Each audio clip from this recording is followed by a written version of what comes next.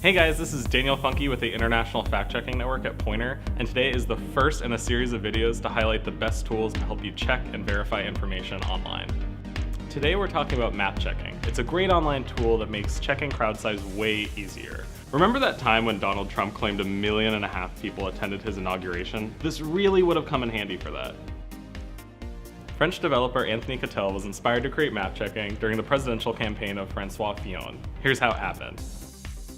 He organized a meeting and a big meeting in Paris, and he prayed on it to gather about 200,000 people during that night, and this number just seemed incredible. With 5 people per square meter, you could only fit 60,000 people, and not 200,000 people.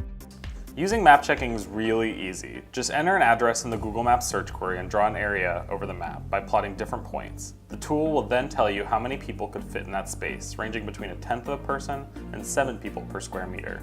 The tool works by using Google's API and a simple equation based on the number of people per square meter and the surface area. The website also includes a link to a guide on what different amounts of people per square meter looks like, based on the work of crowd scientist Keith Still. That's all for now, but you can try the tool for yourself at mapchecking.com.